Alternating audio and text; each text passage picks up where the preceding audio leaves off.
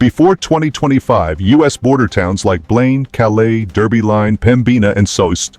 Marie were once bustling stopovers for Canadians, places where they'd come to shop, pick up packages, dine out, and connect with locals. But today, these towns are facing a sharp economic and social decline as Canadians gradually abandon the habit of crossing the border.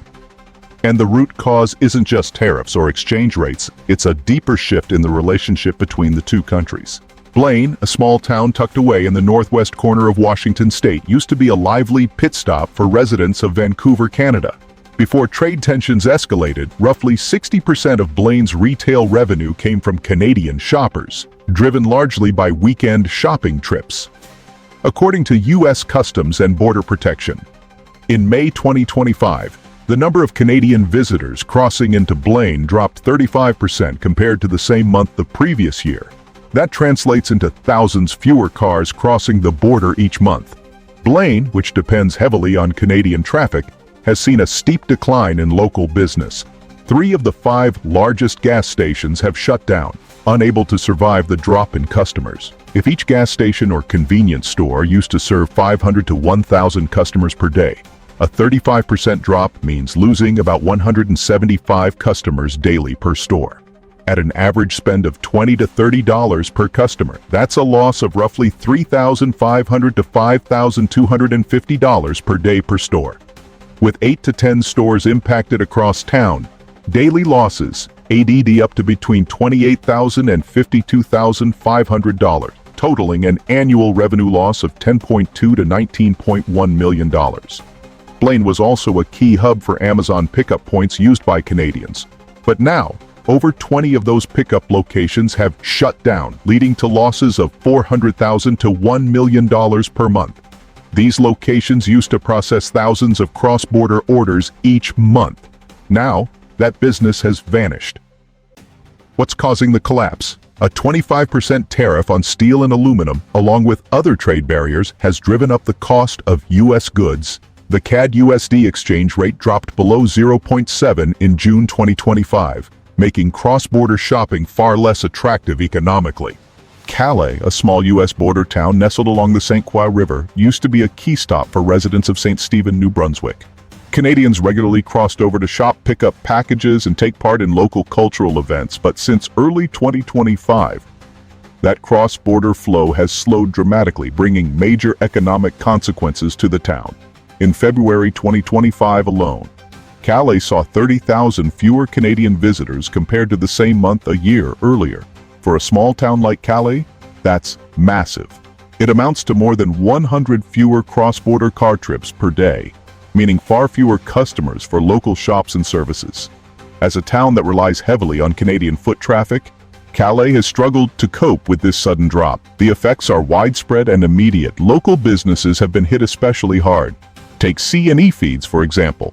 It reported a 61% drop in revenue during the first 2 months of 2025. That's a staggering decline and directly tied to the absence of Canadian shoppers.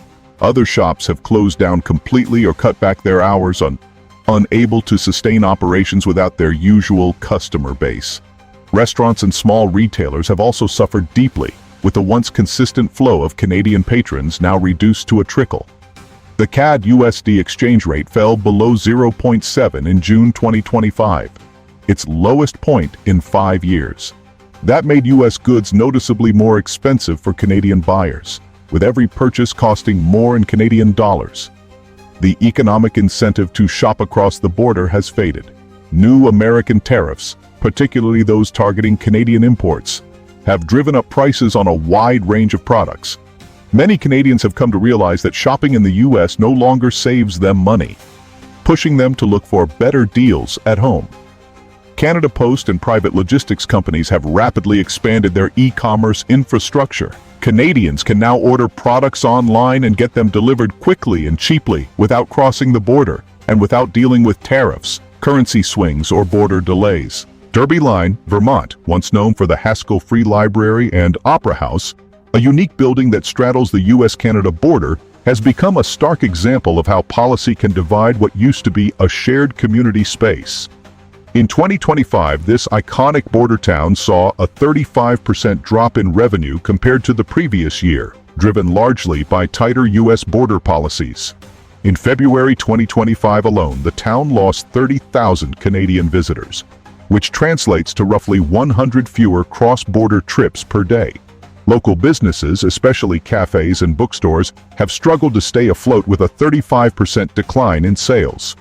With each customer typically spending $20 to $30, that drop in foot traffic has resulted in estimated monthly losses of $600,000 to $900,000, totaling $7 to $10 million per year in lost revenue for this small community. Canadians are now required to cross through official checkpoints, limiting the free movement that once defined Derby Line. As a result, far fewer visitors come into town casually or spontaneously. With Canada's e-commerce sector expanding rapidly, many Canadians no longer need to cross the border to shop or pick up packages. They can simply order online and avoid the hassle. Pembina, once a critical border town in the logistics chain between the US and Canada, is now watching its relevance quietly fade. Formerly a key transit point for cross-border goods, Pembina has seen its role sharply reduced as Canada builds out new logistics infrastructure just across the border in Emerson, Manitoba. According to U.S. Customs and Border Protection, the volume of goods moving through Pembina dropped by 17% in 2025 compared to the previous year. Once handling around 3 million tons of cargo annually, that decline represents a loss of roughly 510,000 tons, a significant blow that translates into millions of dollars worth of goods no longer flowing through the town. Local businesses that depend on Canadian customers like Mike's Parcel Center and other logistics-related shops are now struggling with reduced traffic. Data from the Economic Council of Pembina shows that major international shipping services like FedEx and UPS have scaled back or left entirely, citing the steep decline in cross-border deliveries. These services once contributed 50 to 60% of Pembina's commercial revenue, but with declining activity, shipping-related income dropped 30% in 2025. Take Mike's Parcel Center, for example. It used to handle 200 to 300 Canadian orders per day, but now it's down to 100 to 150, a drop that slashed its revenue by nearly 50% over the course of the year. Canada has poured major investments into new distribution centers in Emerson, building a faster, cheaper, and more efficient domestic logistics network. These new centers, supporting operations by Canada Post and private carriers, now handle over 2 million parcels per year, reducing Canada's reliance on cross-border shipping through Pembina. Domestic freight within Canada has become much more convenient and cost-effective. Thanks to this expanded infrastructure, whereas Pembina once served as a critical transshipment hub, Emerson has taken its place, offering Canadian businesses shorter delivery times and lower costs. Once a vibrant hub for tourism and cultural exchange between the U.S. and Canada, Sault Ste. Marie, located along the St. Mary's River, now finds itself grappling with a sharp decline in cross-border activity. According to data from the Sault Ste. Marie International Bridge Authority, the number of Canadian visitors dropped by 27% in June 2025, delivering a serious blow to the town's tourism economy, especially hotels, restaurants, and souvenir shops. The town is now losing an estimated 400 to 500 Canadian visitors per day, leading to a 30% to 40% drop in revenue for local hospitality and retail businesses.